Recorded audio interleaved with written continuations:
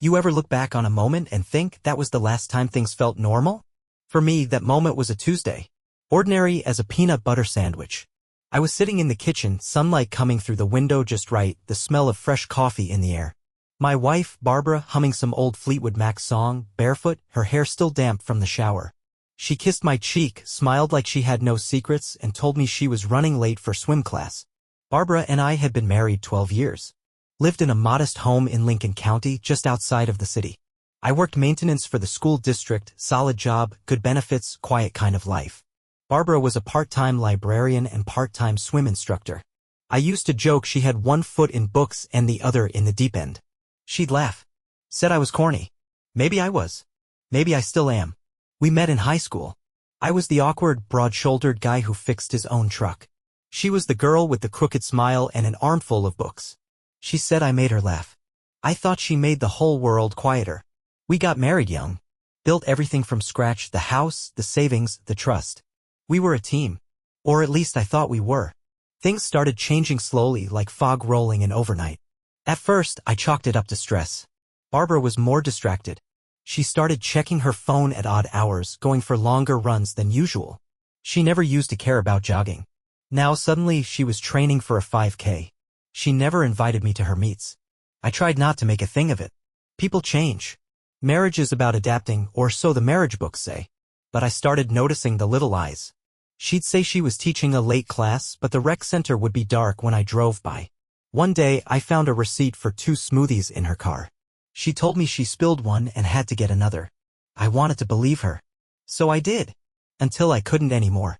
The real red flag came the night she came home with a chlorine scent on her skin, but said she never got in the pool. Just talked from the deck. Said she had a headache. Slipped into bed without even kissing me goodnight. It was the kind of thing that would have gone unnoticed if my gut wasn't already screaming. So I did something I never thought I'd do. I started paying attention. Checking details. Watching her habits. I even set up a little camera out by the driveway. I told myself it was for safety. It wasn't. Then came the afternoon that kicked the door wide open. Barbara was supposed to be teaching back-to-back swim lessons. I brought her lunch. Just being a good husband. She wasn't there. Her coworker said she'd left an hour ago with Coach Ryan. Ryan. The swim coach. Younger. Tan. The kind of guy who calls everyone dude and wears mirrored sunglasses like he's auditioning for Baywatch. The next few days were a quiet storm. You ever watch someone lie to your face so smoothly, so casually, you start to question if maybe you're the one losing it? That was my life. I was playing the role of loving husband like I was auditioning for a role I didn't want. Barbara kept up the act. Smiled at breakfast. Sent heart emojis in her texts. Told me she missed me even when we were sitting in the same room. But her eyes were somewhere else. Somewhere wet and echoey, probably lined with pool tiles. That's when I called in a favor. My cousin Randy does IT work for the local sheriff's office. He's the kind of guy who's both brilliant and just bored enough to help a man in need without asking too many questions. I told him I needed a discreet GPS tracker. Nothing illegal. Just a little peace of mind. He handed me a small magnetic box that could stick under a car and sync with my phone. She won't even know it's there, he said, handing it over like it was just a flashlight. That night, Barbara went to the grocery store. Said she'd be back in 30 minutes. I slipped outside and crawled under her car. Placed the tracker above the rear axle. Simple. Clean. And then I waited. She came back with a bag of groceries and a bottle of red wine she said was on sale. We sat on the porch, sipping, pretending. I asked her how her swim students were doing. She said they were learning to float. Ironic considering how fast she was sinking us. The next day I watched the tracker. She told me she was headed to the rec center. I watched her car move across the map, straight past the rec center. She pulled into a hotel parking lot. Stayed there for 2 hours. Then drove home and told me practice had been canceled. That was the night my heart stopped hurting. Because once you know the truth, it doesn't hurt anymore. It just hardens. Turns into something solid you can stand on. I started taking screenshots. Logging times. GPS pins. I wasn't looking for revenge. Not yet. But I wanted the truth. I needed it like air. By the end of that week, I had 6 hotel visits, 3 poolside disappearances, and 1 receipt for dinner at a steakhouse we could never afford unless she wasn't the one paying. I knew I needed more. Real proof. Not just pings on a map. So I reached out to a local private investigator. Guy named Daryl. Vietnam vet turned gumshoe. Smelled like old leather and black coffee. He listened, nodded, and said, "Give me a week." What he brought me was a folder. Photos. Barbara and Ryan. Holding hands. Laughing. One of them kissing in the parking lot of the hotel. Another of her adjusting his tie as they walked into a fancy restaurant like they were in some Hallmark movie. Daryl slid the folder across the table and said, "I've seen worse. But not by much." I closed the folder and said, "I've seen enough." I wasn't angry. I was focused. She wanted her secrets? Well, I had a secret too. And I was going to share it with the whole town. I started small. Told my sister June over coffee one Saturday morning. She always said Barbara seemed too perfect to be real. When I showed her the photos, she didn't gloat. She just sighed, hugged me, and said, "Now what?" Good question. I wasn't the yelling type. Never had been. I believed in keeping things close to the chest until the moment came to show your cards. And now I had a full house. The next few days were filled with quiet logistics. I moved some savings into a separate account. Made an appointment with a divorce lawyer. She was sharp as a tack and carried herself like she was ready to go to war for the brokenhearted. When she asked what I wanted out of the split, I told her, "Just peace." She nodded. "And you'll get it. But first, you want to make a statement." I can tell. I hesitated. Then I said it. "Is it possible to go public?" Without being petty. She leaned back. "Not easy, but possible." "You want a press release or a moment?" "A moment," I said. I had the idea while watching the local news. Every Friday, they did a community segment. Birthdays. Retirements. Proposals. Announcements. The anchor, Laura Jean, had a way of making everything sound like a Norman Rockwell painting. I wondered how she'd handle the storm I was about to send her way. I wrote up a message. Clean, calm, and truthful. No slander. Just clarity. I said I was ending my marriage after discovering an affair with the local swim coach. I thanked my family for their support. I said sometimes people drown in their own lies and all you can do is swim to shore. I sent it in anonymously. Signed it, "A husband who finally came up for air." Then I waited. Meanwhile, Barbara was oblivious. She still kissed my cheek in the morning. Still scrolled through her phone like nothing was wrong. I think that was the hardest part, watching her float in her fiction while I treaded water in reality. The private investigator delivered the final report. It was damning but tasteful. Barbara and Ryan were a recurring feature at the same hotel. The timestamps told their own story. Wednesday lunches. Friday night stays. Even a Sunday morning meetup that overlapped with a family brunch she forgot about. I gave copies to my lawyer who nodded in grim approval. "This," she said, "is what we call a slam dunk." I didn't smile. I just said, "She doesn't know I know." Not yet. Then Friday came. I watched the local news with the volume down and a cup of black coffee in hand. Laura Jean got to the community announcements, like always. Read off a few birthdays. A wedding anniversary. And then she paused. "We received an anonymous note today," she said. "It's unusual but heartfelt. So we'll read it with respect." She began. "To the town I've called home for over 20 years, today I'm letting go of someone I once loved. My wife. After discovering her ongoing affair with a man she called her friend, I'm choosing peace. No anger. Just honesty. Sometimes people break your heart with a smile on their face. But I believe in truth and I believe in new beginnings. I'll be okay. Because even when someone tries to drown you, you can still choose to breathe." Signed, "A husband who finally came up for air." Laura Jean looked up from the paper, visibly moved. "Whoever you are," she said, "you're not alone." And just like that, the fuse was lit. My phone buzzed 5 minutes later. "Barbara." 3 words, "Was that you?" I didn't respond. She came home early. I was sitting on the porch. The same porch where we used to plan our future. She stood in the doorway, pale. "Why would you do that?" I looked at her. Really looked at her. And for the first time, I didn't see my wife. I saw a stranger wearing her skin. "Because lies deserve sunlight," I said. "And I'm done living in the dark." Barbara didn't speak right away. She stood there in the doorway like a ghost, arms crossed, the wind tugging at the hem of her cardigan. I didn't move either. We just sat in that moment. 2 people who once built a life together, now standing in the rubble. "I can't believe you'd embarrass me like that," she said finally, her voice flat. "No," I said. "You embarrassed yourself. I just stopped covering for it." She blinked, like that hadn't occurred to her. Like somehow she still expected me to protect her from the consequences of her own choices. "Old habits die hard, I guess." "I didn't mean for it to happen," she said, eyes downcast. "Sure you did," I replied. "Maybe not at first. But you kept meaning it. Every time you went back to him. She sat down across from me, on the bench we built the summer after our second anniversary. I remember staining it in the sun while she read out loud from a mystery novel.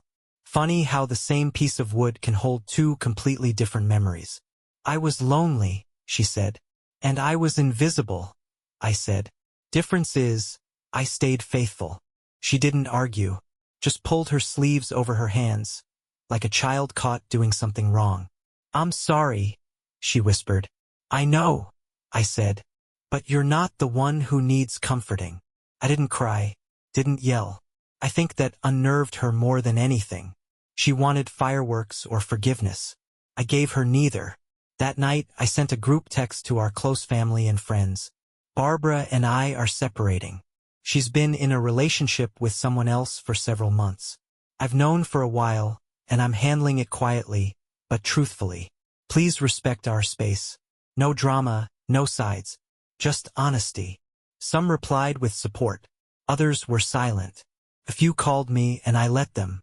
Told them the truth without venom. The next morning, I moved into the guest room. Barbara tried to make breakfast like nothing happened. Eggs, toast, orange juice. I didn't eat. I packed my bag and left to stay with June for a bit.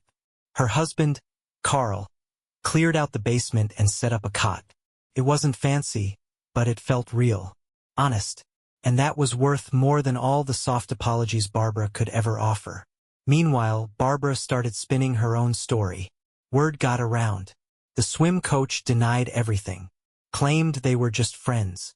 But the hotel receipts didn't lie. Neither did the photos. Then something odd happened. Laura Jean from the news reached out. She said, "We've had a lot of viewers ask about that letter. They want to know more." I told her I wasn't interested in becoming a spectacle. She said, "You already are. But maybe now you can own it." I told her I'd think about it. Later that week I got a letter in the mail. No return address, just neat handwriting on the envelope. Inside was a note that said, "Thank you. I was in a similar place. Your words helped me leave." Signed, "Another husband who chose to breathe." And that's when I realized this wasn't just my story anymore. The strange what you start to notice once the mask comes off. The way someone walks a little lighter when they think you're not looking. The way their voice changes when they're talking to someone who still sees them the way they used to be. For Barbara, it was the silence that gave her away. Not the loud kind, the absence of noise, but the subtle kind.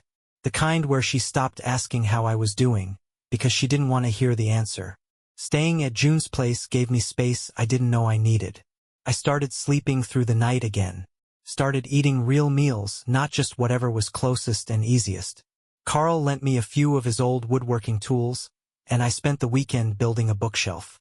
Something about shaping wood with my hands reminded me that I could still build something honest, even if my marriage had been built on shifting sand. Meanwhile, the town was buzzing. Turns out, people don't forget a message like the one Laura Jean read. My anonymous letter had made the rounds. It was posted in community Facebook groups, shared in small forums, printed out and pinned to the corkboard at the coffee shop. I didn't sign it, but that didn't stop people from guessing. And in a small town like ours, secrets don't stay hidden long. I got stopped in the grocery store by Mrs. Lark, a retired teacher who used to give Barbara books to donate to the library. "I'm sorry for what you're going through," she said, placing a carton of eggs in her basket. "You always seemed like a good man." "I still am," I said. "Just one who had to stop pretending." She nodded, her eyes soft with something like pride. Back at June's, I sat down with a legal pad and started planning. Not revenge. Not spite. Just closure. Practical things. What accounts needed to be divided. Which photos I wanted to keep. Who got the dog? We didn't have one. But if we did, that would have gone on the list too. Barbara called a few times. I let most go to voicemail. When I did answer, she was subdued. Said she wanted to talk.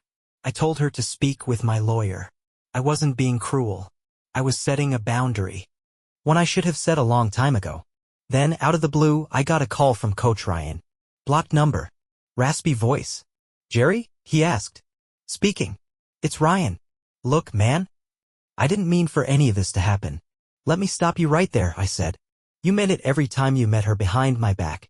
Every hotel room. Every lie. You meant it. There was a pause. Then a week, yeah.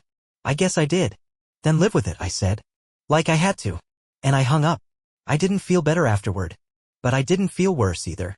Just lighter. Like letting go of a backpack full of bricks. By midweek, Laura Jean called again. This time, she was persistent. There's a forum next Thursday, she said. About trust, betrayal, healing. Local people. Public access event. Would you speak? I'm not a public speaker, I said. You're already a public story, she said. Might as well own it. I thought about it for a long time. Then I said yes. Because if there's one thing worse than being betrayed, it's staying quiet about it and letting others believe they're alone. I wasn't going to let that happen, not to me and not to the guy who sent me that letter. I told my lawyer to file the papers that Friday. Clean separation. No alimony. She could keep the house. I didn't want it anymore. The walls remembered too much. Barbara didn't fight it. I think, deep down, she knew she'd already lost. But the truth is, I didn't win either. I just walked away with my name, my dignity, and a lesson I should have learned sooner. If someone shows you who they are, don't paint a different picture. Just step back and let them stand in the frame they chose. The night before the forum, I sat alone on June's back porch with a cup of tea that had gone cold hours earlier. Funny thing about telling your story publicly, it sounds like closure, but it feels more like walking barefoot through gravel. Every step forward hurts a little, but it still moves you somewhere. Barbara hadn't said much since the divorce papers were served. She signed them without ceremony. No last minute please. No rage. Just a quiet acknowledgement that the story we'd written together had reached its final chapter. Her signature looked small on the dotted line, like it knew it had no right to take up space anymore. Carl drove me to the community center the next evening. I half expected him to offer advice. He didn't. He just handed me a bottle of water, clapped a hand on my shoulder, and said, "Tell it true. That's all you need to do." The place was more packed than I expected. Folding chairs lined up in rows, a cheap podium at the front, and a microphone that squealed once when the AV guy tested it. Laura Jean spotted me and gave a small nod. She was wearing a simple navy blazer and no makeup. Just a woman who cared about the story more than the spotlight. They let a few others go before me. A woman whose husband had a second family 2 towns over. A young man who left a toxic partner after years of quiet abuse. Their stories filled the room with a weight you could feel on your skin. Then it was my turn. I stepped up, adjusted the mic, looked out at a sea of small-town faces, half of which probably already knew more than they should have. "My name's Jerry," I began. "And about a month ago, my wife told me she was running late for swim class." That was a lie. There were no gasps. Just silence. The kind that invites you to keep going. I don't need to name names. Most of you know already. This town has ears. But what I want to talk about isn't cheating. It's trust. It's what happens when you give someone your whole self and they walk away without ever telling you why. I could feel my hands trembling. So I stuffed them in my pockets. I did everything the book said to do. I listened. I provided. I stayed faithful. And still, I woke up one day married to a stranger. A stranger who smiled at me with the same mouth she used to lie. People shifted in their seats, but no one left. I'm not here to burn anyone down. That's not my style. I'm just here to say this: if you've been lied to, if you've been told your pain is imaginary or your instincts are paranoid, you're not crazy. You're just finally seeing things for what they are. I let that sit for a second. I didn't scream. I didn't break dishes. I collected proof. I protected my name. And when it came time, I told the truth. Publicly. Because shame shouldn't belong to the one who got hurt, it should belong to the one who did the hurting. There was a moment of stillness after I finished. Then someone clapped. Then a few more. Eventually, the whole room. I stepped down, my face burning but my chest lighter than it had been in years. After the forum, people came up to shake my hand. Some offered hugs. A man in his 60s handed me a folded note. Inside, it said, "Your story gave me the courage to leave. Thank you." I walked out into the night with Carl, the air cool and full of spring. "You did good," he said. "I just spoke the truth." "Exactly," he said. And that's what scared him the most. The next morning, I heard Barbara had moved in with her sister 3 towns over. Coach Ryan had quietly resigned from the rec center. Rumor was he moved back in with his parents. I didn't follow up. It wasn't my story to track anymore. The only story I was focused on now was mine. And for the first time in a long time, I was finally writing it for myself. I didn't say a word. Just nodded and drove home. That night, she came in late, smelling like hotel soap and excuses. I asked her how practice went. She said fine. Said Ryan was thinking about quitting. Said she felt bad for him. Then she asked if we had any wine. I knew right then, in my bones, something was broken. And it wasn't me who broke it. That's where it begins. Just a crack in the glass. But we all know how cracks spread. I didn't raise my voice. Didn't accuse. I just started collecting pieces. And when I had enough of them, I made sure Barbara wouldn't be the only one living with the truth. You see, I believe in closure. I just don't believe in keeping it private. In the days that followed the forum, things were quieter than I expected. Not quiet like before, a numb, tiptoe around the truth kind of quiet, but a kind of peace that comes after a hard storm. The winds had blown through, the damage was visible, but the sky was open again. You could breathe. I stayed with June and Carl for a couple more weeks. Just long enough to get through the divorce finalization and the awkward transition of life after. Barbara didn't contest anything. Didn't show up in court. Didn't write a letter. That told me everything I needed to know. I went back to work at the school district. My boss, Pete, gave me a nod the first day I returned, just a simple, good to have you back, like no one needed to say anything more. I appreciated that. The break room was a little more respectful, a little quieter. But people smiled more. Like they'd heard what happened and decided to treat me like a man who'd been through something and come out stronger. I ran into Laura Jean again, this time at the town diner. She was sipping coffee alone, reading a local poetry zine of all things. I offered to buy her next cup and she smiled like I just handed her a headline. You inspired a few people, you know, she said, stirring sugar into her mug. Not just that night. Since then. I didn't set out to inspire anyone, I replied. I just got tired of pretending. That's exactly why it worked, she said. We talked for a while. Nothing romantic. Just two people who'd learned how powerful words could be when spoken at the right time. She asked if I'd ever thought about writing out the whole story. I laughed. You mean like a book? She shrugged. Even just a letter to the guy who'll come next. The one who hasn't figured it out yet. The one who thinks he's the only one. That sat with me for days. So I did start writing. Not for revenge. Not for Barbara. For me and maybe for someone else who needed a little light in the middle of their mess. Meanwhile, Barbara faded from the town's memory like a storefront that quietly went out of business. No announcement. Just a sign flipped to closed and the blinds drawn. Her sister's house was 35 minutes away, far enough to avoid bumping into her, close enough that I still saw her name when I wasn't expecting it on mail, in old saved contacts, or when someone didn't know the story and asked, "How's your wife?" I'd answer, "She's doing what she needs to do." And I was too. I started going for morning walks. Not out of some fitness craze, just to breathe. Sometimes Carl would join me, sometimes I'd go alone. I got to know the sounds of the town again. Kids waiting at bus stops. Dogs barking behind fences. The crackle of frost on porch steps. One morning I saw a young guy sitting on a bench outside the pharmacy, head in his hands. I recognized the look, it was the same one I'd worn a few months ago. Lost. Heavy. Not broken, but bent at the edges. You okay? I asked. He looked up startled. Then nodded slowly. Just found out my girl's been seeing someone else. Guess I should have known. Everyone else did. I sat beside him.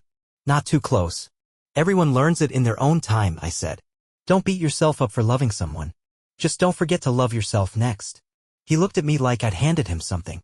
Maybe I had. That was the day I knew I wasn't just healing. I was becoming something solid again.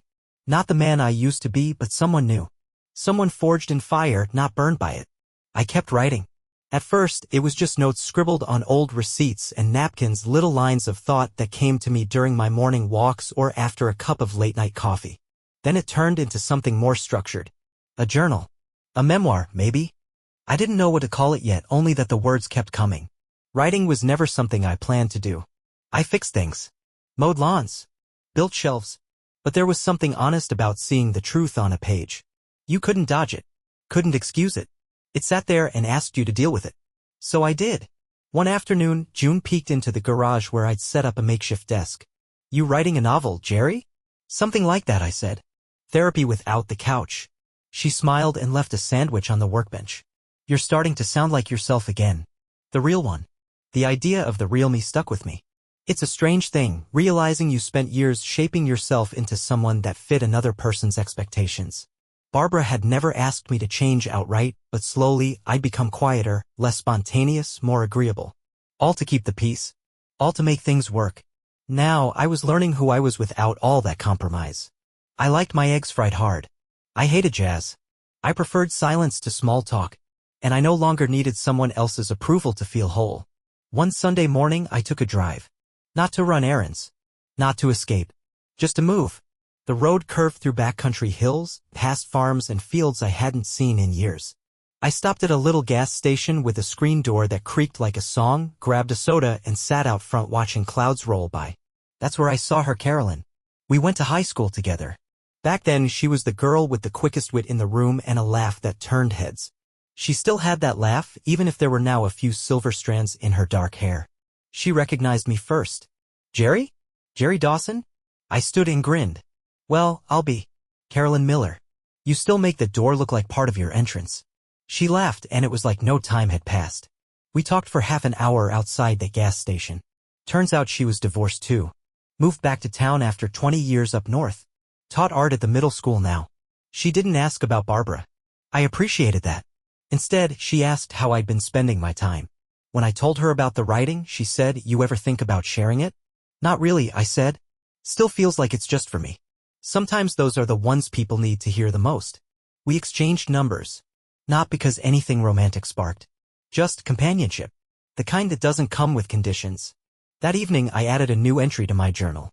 It read, "Today I saw my reflection in someone else's smile, and for the first time in a long time I liked who was looking back."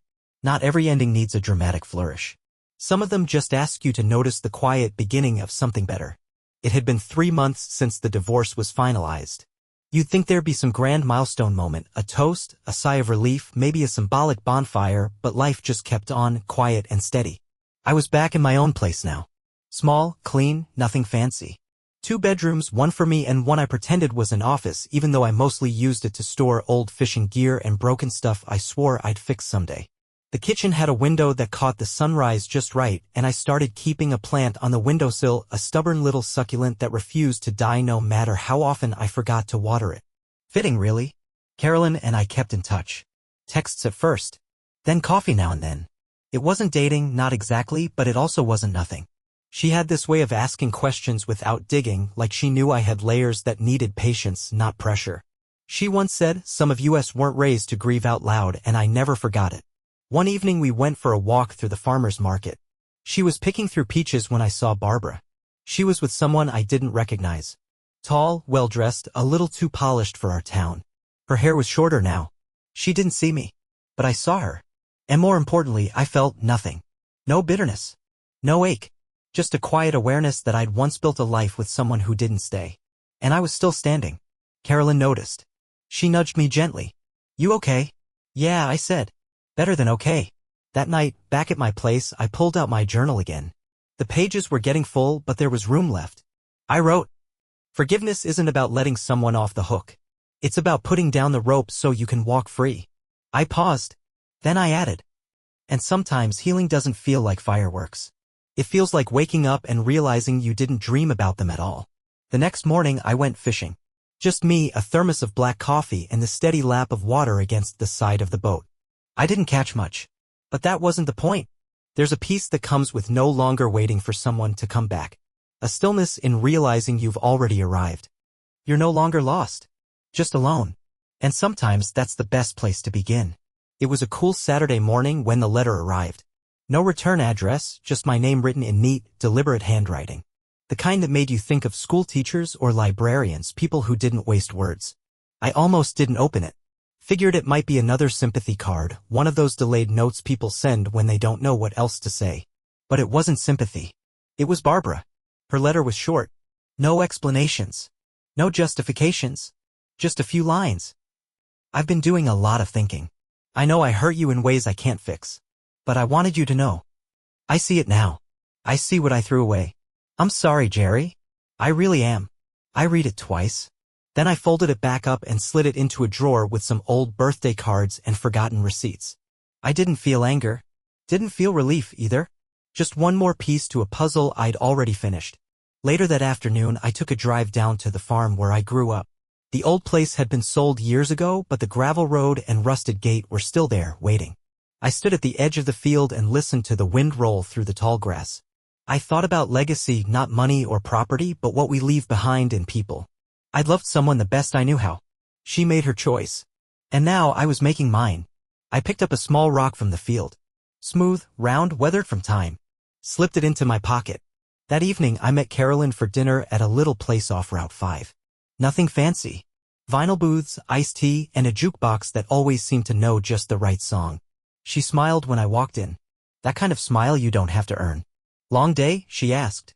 Long life, I said, grinning. But it's looking up. We talked, we laughed. We didn't mention the past. On the way out, she slipped her hand into mine without a word. And I let it stay there. That night, I wrote one last journal entry. Not for the book. Not for anyone else. Just for me. You don't always get closure. But if you're lucky, you get clarity. And that's enough. The past may have written the first chapters, but the rest? The rest is mine. I closed the notebook, tucked it in the drawer beside Barbara's letter, and turned out the light. Tomorrow would be quiet. Peaceful. And for once, that felt like the perfect kind of ending.